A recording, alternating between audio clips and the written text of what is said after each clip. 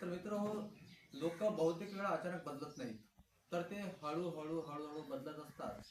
पण तो बदल आपल्याला एका कालांतराने दिसून येतो किंवा काही काळाने जाणवतो आणि नंतर आपल्याला असं वाटते की हा अचानक कसा बदलला. पण तो बदल आधीपासूनच हळूहळू सुरू असतो.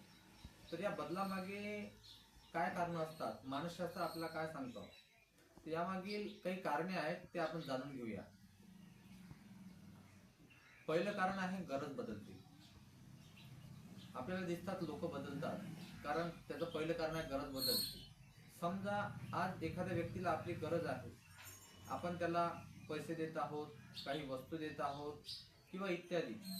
परंतु उद्या त्याच्याकडे पैसा आला किंवा तो आर्थिक समृद्ध झाला, तर उद्या त्याला आपली गरज असणार नाही. तो आपल्यापासून दूर जाईल किंवा मग डिस्टन्स ठेवेल आणि तेव्हा आपल्याला वाटेल की याची गरज बदलली किंवा हा अचानक बदलला. म्हणजे गरज संपली की लोक डिस्टन्स ठेवतात आणि दूर होऊ शकतात आणि मग आपल्याला असं वाटू शकते की हा अचानक बदललेला आहे. म्हणून गरजेनुसार लोक बदलू शकतात. जर गरज संपली तर तो बदल आपल्याला जाणवतो. दुसरं असं कारण आहे की अनुभव. एखादा व्यक्ती तुमच्या संपर्कात आहे, रोज बोलतो, फिरतो, परंतु तुमच्यासोबत त्याला एखादा वाईट अनुभव आला किंवा तुमच्या एखाद्या गोष्टीमुळे त्याचं मन दुखावलं, त्याला वाईट वाटलं, त्याला वाईट अनुभव आला, तर तो तुमच्यापासून दूर होऊ शकतो. आणि हे सुद्धा एक कारण लोकांचं बदलण्याचं असू शकतं. आणि आपला समोरच्या व्यक्तीला जर वाईट अनुभव आला तर तो नक्कीच बदलतो आणि आपल्याला असं वाटते की हा अचानक कसा काय बदलला. तिसरं कारण आपण जाणून घेऊया मित्र हो. तिसरं कारण असं आहे की प्राधान्यक्रम बदलतात. समजा एखाद्या मित्रासाठी तुम्ही आज महत्वाचे आहात किंवा एखाद्या मैत्रिणीसाठी तुम्ही आज महत्वाचे आहात, परंतु एका वेळेनंतर नोकरी, अभ्यास, परिस्थिती, कुटुंब किंवा जॉब हे कारण समोर येऊ शकतात. तुमची मैत्रीण, तुमचा मित्र आज फ्री असेल म्हणून तो आज तुमच्यासोबत जुळून आहे, बोलतो, तुम्हाला वेळ देतो, परंतु उद्या हा प्राधान्यक्रम बदलू शकतो. उद्या त्याच्यावर जबाबदारी येऊ शकते, उद्या तिच्यावर जबाबदारी येऊ शकते, तिची परिस्थिती चांगली असू शकते, वाईट असू शकते, तिच्या घरच्या समस्या असू शकतात किंवा मग तिला नोकरीचं टेन्शन असू शकतं, तर इत्यादी विविध कारणे असू शकतात.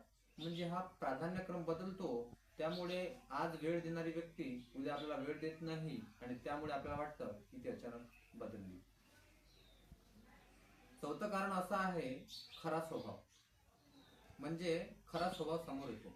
मानसशास्त्र चौथं कारण असं सांगतं की आज आपण एखाद्या मुलीशी कनेक्टेड आहोत, तिच्याशी रोज बोलतो, रोज तिच्याशी चॅटिंगवर गप्पा मारतो आणि तिच्याशी वेळ स्पेंड करतो, परंतु एका वेळेनंतर आपला खरा स्वभाव समोर येतो की आपण चिडचिड करतो, आपण रागावतो आणि त्यामुळे सुद्धा ती आपल्यापासून दूर होऊ शकते आणि आपल्याला हा बदल दिसू शकतो.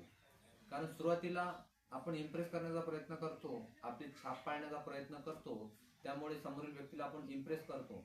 परंतु जसे जसे संबंध वाढतात, नाती घट्ट होतात आणि काही वेळाने आपला खरा स्वभाव, आपला चिडचिडपणा, आपला राग आणि आपल्या काही त्रासदायक गोष्टी असतील त्या समोर येतात. त्यामुळे समोरील व्यक्ती बदलतो आणि आपल्याला वाटतो की हा अचानक कसा बदलला.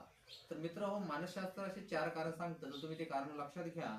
पहिलं कारण गरज बदलते, गरज बदलली की माणूस बदलू शकतो.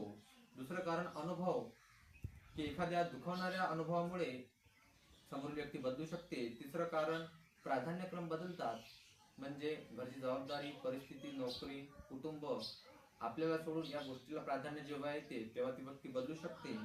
आणि चौथं कारण खरा स्वभाव समोर येतो तेव्हा ती व्यक्ती बदलू शकते. म्हणून तुम्ही हे लक्षात घ्या की प्रत्येक स्वभाव हा किंवा प्रत्येक बदलाव किंवा समोरची व्यक्ती जे बदलते ते चांगल्यासाठीच असते किंवा वाईटसाठी असते असं नाही. कधी कधी हा जो बदल आहे चांगलाही असू शकतो आणि आपल्या जीवनात कधी कधी हवा लोकांचं बदलणं आपल्या आयुष्यात टर्निंग पॉईंट सुद्धा ठरू शकतो. मित्र हो, तुमच्या आयुष्यात कोणी असं अचानक बदललं आहे का? जर बदललं असेल तर आमच्या चॅनलच्या कमेंट बॉक्समध्ये आपली प्रतिक्रिया नक्कीच कळवा आणि असेच नवनवीन विषय सोप्या भाषेत समजून घेण्यासाठी आमच्या चॅनलला सबस्क्राईब करा. धन्यवाद.